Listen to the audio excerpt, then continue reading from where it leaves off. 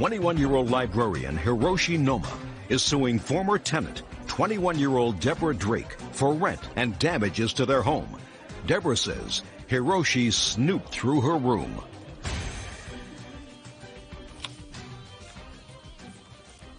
It's case number 68 on the calendar in the matter of Noma versus Drake. Parties have been sworn in. You may be seated.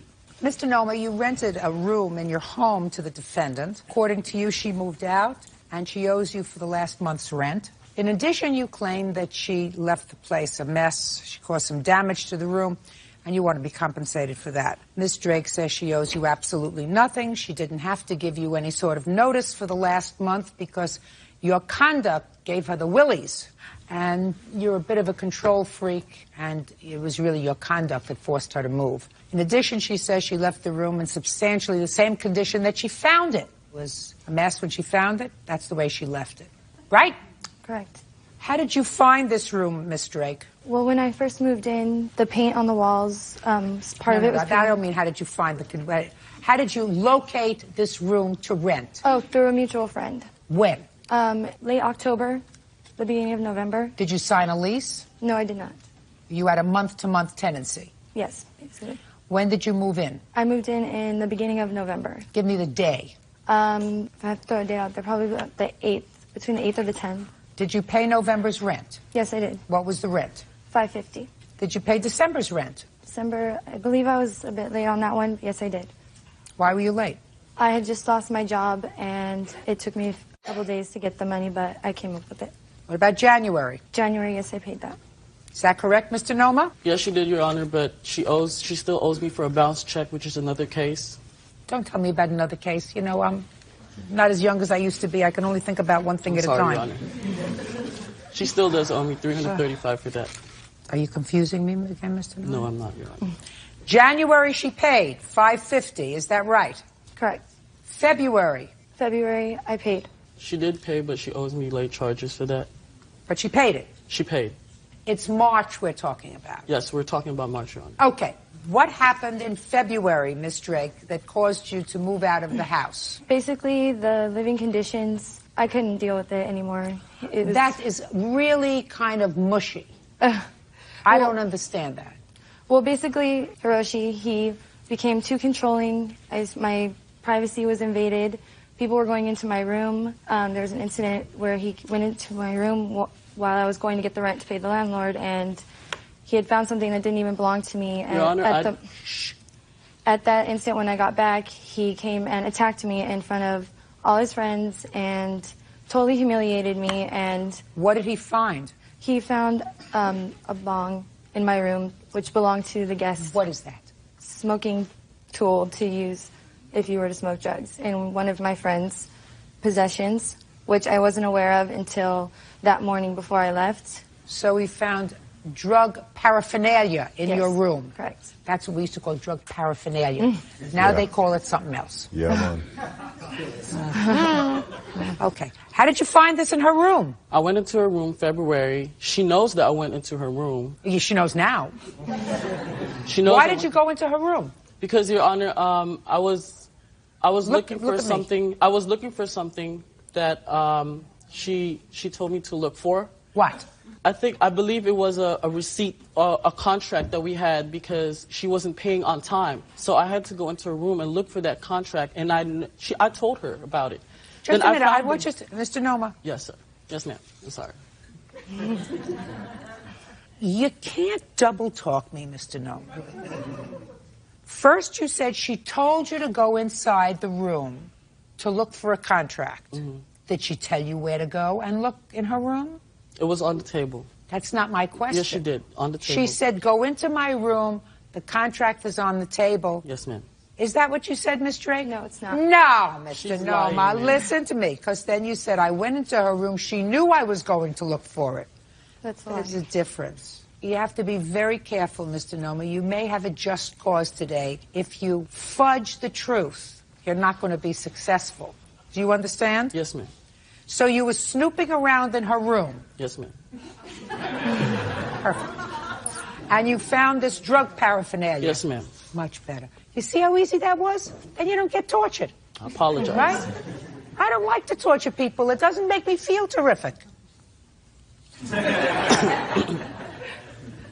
Okay, so you were snooping around in her room and you confronted her with the drug paraphernalia? Yes, ma'am. Who was there when you confronted her with the drug paraphernalia? One of her friends was in the room when I confronted her in her room. I knocked on her door, went in her room, and talked to her about it. She kept denying it. All my friends were outside in the living room. They were not in the room. That room is about 15 by 15. All 7 people cannot fit in a small room. Fine. Okay, now, Mr. Noma, let's get back to what you are suing for, which is March's rent. Yes, ma'am. Was Miss Drake living in her room in March? No, ma'am. She gave me a 30-day notice at the end of February, an oral agreement that we had.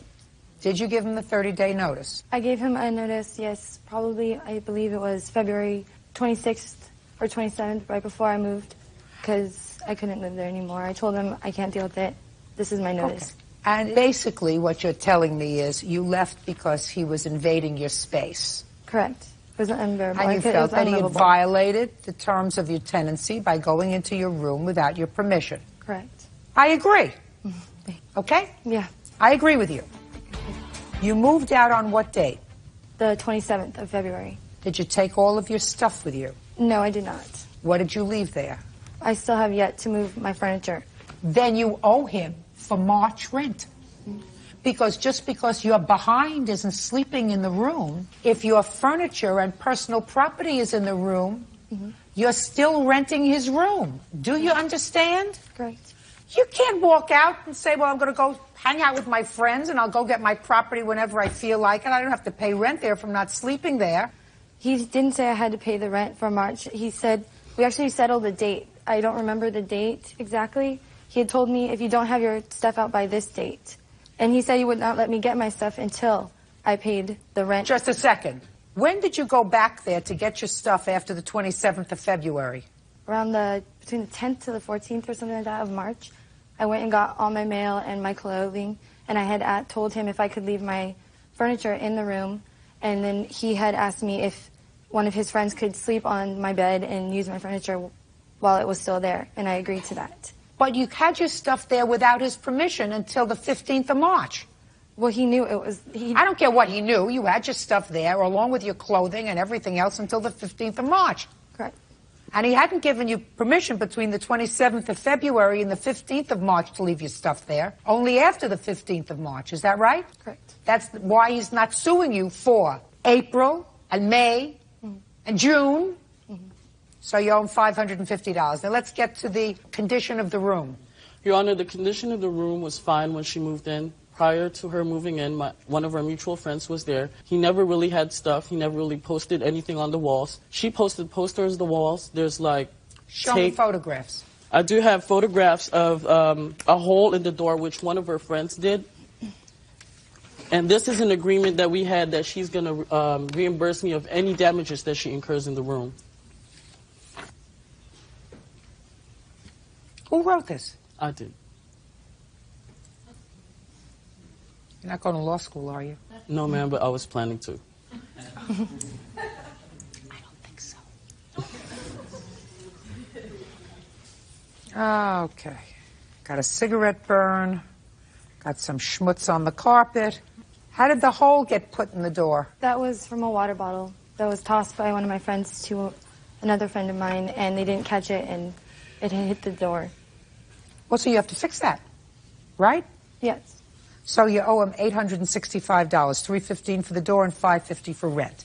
Thank you very much. Goodbye. Good luck. Have a happy life. Party's up, Steve. You may step out. All parties in the matter of Ottoman versus Richardson. Step forward. 21-year-old student Joseph Ottoman is suing fellow student Timothy Richardson for assaulting him outside a bar.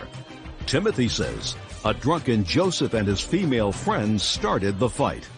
Mr. Ottoman, it is your claim that the defendant assaulted you outside of a bar. Yes, ma'am. Mr. Richardson says that there was an altercation outside the bar, but that altercation was started by you and finished by him, right? Correct. When was it? It was August 28th. And what's the name of the bar you were in? The bar I saw these guys in earlier was called the Mystique. That's where you had been for the evening? Well, it was one of the places. Is that the last place that you were in? No, ma'am.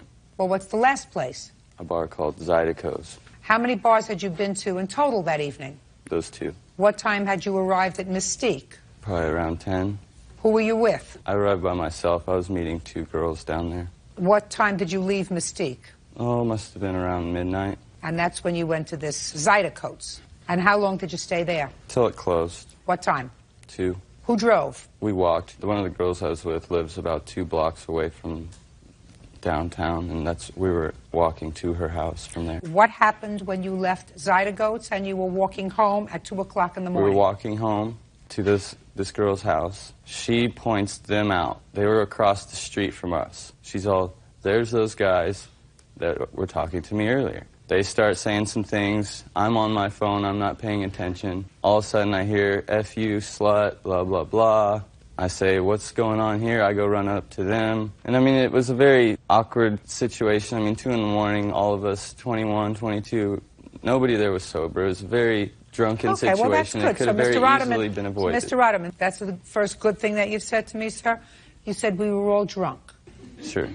Well, unfortunately, Mr. Rotterman, you can't speak for anybody else, so I assume that what you're really saying was, I was drunk. Sure. So you acted with a certain amount of reckless abandon by running across the street. I agree. Good. Now, what happened when you got there? Words were exchanged. By the way, who were you talking to on the phone? I couldn't tell you. What do you mean you couldn't tell me? You said you were on the phone. Yeah. Well, actually, I do know it's a girl named Corey. She was one of the ones that was actually there, but she was inside for some reason. I don't know why I was calling her. I don't understand why you were talking to her if she was inside. Did she Me, call you? I couldn't tell you. You couldn't because you don't remember? No, I don't know why I was calling her. I was with her. Okay. You don't know why you were calling her. So you ran across the street and you said what to Mr. Richardson? Well, actually, Ashley ran across the street, and I followed her. Ashley? Yes, ma'am. Who was also drunk? Yes.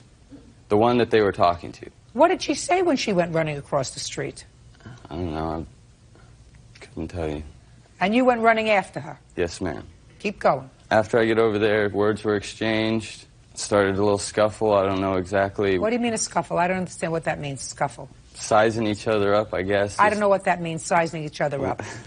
There was no physical contact until I turned around, walking away, about 5 steps away, not even looking at this guy, runs up, hits me in the back of my head, and I fall down on my face. I bust 2 teeth out on the concrete. Mm-hmm. And you hadn't hit him? And he jumps in his car. Just a second. And you hadn't hit him? No. And no physical contact whatsoever. And you're positive of that? Yes, ma'am. And that's what the assault is about? Yes. Judge Judy continues in a moment. Joseph Ottoman says he was assaulted outside a bar by fellow student Timothy Richardson. Timothy says Joseph started it, and he finished it. Now we'll hear you, Mr. Richardson. Well, first off, Listen to me. See my eyes? Yeah. That's where your eyes are going to be. Not on your shoes, not on your hands. Right here. Okay. Where the altercation happened, it was like 2 blocks behind Old Town, where all the bars were. And I was with some other friends that were out there, and I was walking with them. I lost my ride, and so I got on the cell phone, and as I got off the phone, I heard this Ashley, I presumed was his girlfriend, why the whole thing got started in the first place. And I heard her say something to me. I replied with no vulgarity. I just looked over, I replied nice. I was like, hey, girl, what's up? And before she even said anything, he came out and started saying, oh, you know, F you, F this, you talking, blah, blah, all of that. And I was like, I'm not even talking to you. What's your problem? And then he came out into the middle of the street and was challenging me to come to him. And, like, I don't have a habit of going and picking a fight when I'm outnumbered and all that. So I was just like, okay, yeah, that's right. I'll keep walking away. He's like, yeah, you know, you effing P word, keep walking away. I was like, all right, buddy, that's right. I'll keep walking away.